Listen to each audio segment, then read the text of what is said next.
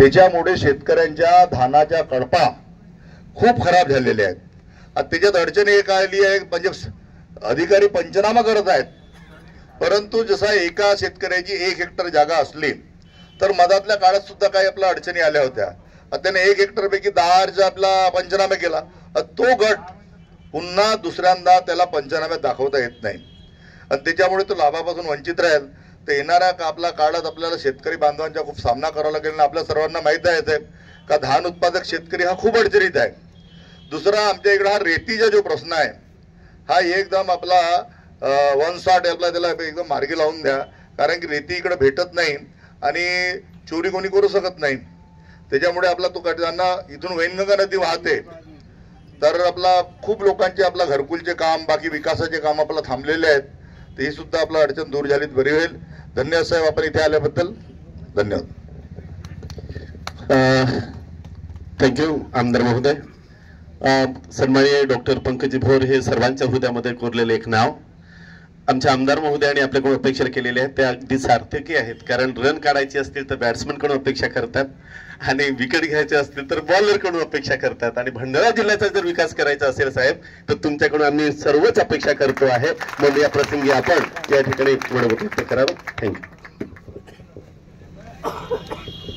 तुमसर मोहाडीचे कार्यसम्राट आमदार आणि आमचे मित्र सन्मान्य राजूभाऊ कारेमोरे, या ठिकाणी उपस्थित असलेले आमचे मित्र आशुभाऊ गोंडाने, सन्माननीय देवचंदजी ठाकरे, मंचावर उपस्थित समस्त मान्यवर मंडळी आणि विशेष करून या ठिकाणी उपस्थित असलेल्या सर्व सन्मान्य लाडक्या बहिणी, आपल्या सर्वांचे या ठिकाणी मनपूर्वक आभार व्यक्त करतो की तुमसर शहरात माझं पहिल्यांदाच आगमन झालं आणि आपण सर्वांनी एवढ्या प्रेमाने या ठिकाणी स्वागत केलं.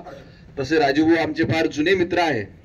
मंत्री नसतानाही जेव्हा ते देखील आमदार होते आणि मी देखील आमदार होतो, आम्ही दोघेही विधानसभेच्या एका समितीवर सारखे सदस्य होतो आणि आम्ही एकत्रित मिळून अलिबागचा दौरा त्या ठिकाणी केला होता.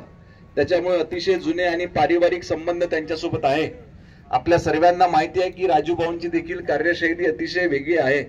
सामान्य लोकांसोबत नाळ जुळलेला एक सर्वसामान्य कार्यकर्ता जो लोकांसोबत सतत राहून त्या ठिकाणी काम करण्याचा प्रयत्न करतो, समस्या सोडविण्याचा प्रयत्न करतो. आणि निश्चितपणे मी देखील या जिल्ह्याचा पालकमंत्री म्हणून त्यांनी व्यथित केलेल्या प्रत्येक समस्येची दखल घेऊन आत्ताच त्यांनी मला सांगितलं की या ठिकाणी भंडारा तुमसरचा जो रोड आहे ही समस्या त्यांनी मला साधारणतः 1 महिने आधीच सांगितली होती आणि तेव्हाच मी त्या अधिकाऱ्यांना फोन देखील केला होता. मग मी स्वतः त्या रस्त्याची पाहणी केली होती. पाहणी करण्याचं ठरवलं.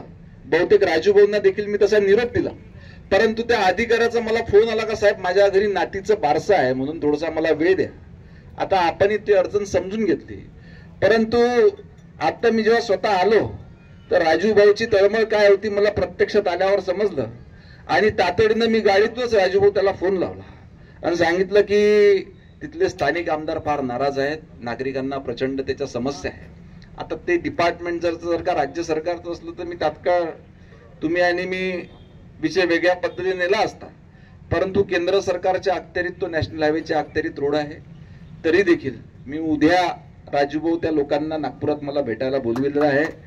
तुमच्या PA कडे देखील त्या संबंधित अधिकाऱ्याचा नंबर दिला आहे. थोडं तुमच्याही स्टाईलनं त्याला जर का सांगितलं तर मलाही त्या ठिकाणी मदत होईल. दुसरा आपण अतिशय महत्वपूर्ण प्रश्न मांडला तो म्हणजे धानाच्या शेतकऱ्यांचा.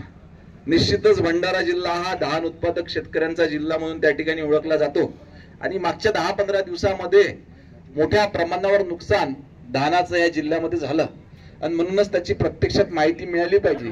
याच्याकरता पवनीवरून येता येता मी एका शेतामध्ये प्रत्यक्षात थांबलो, त्या ठिकाणी पाहणी देखील केली आणि प्रशासनाला सूचना दिल्या आहे की तातडीने याचे पंचनामे करून आपण त्या ठिकाणी अहवाल सरकारकडे सादर केला पाहिजे.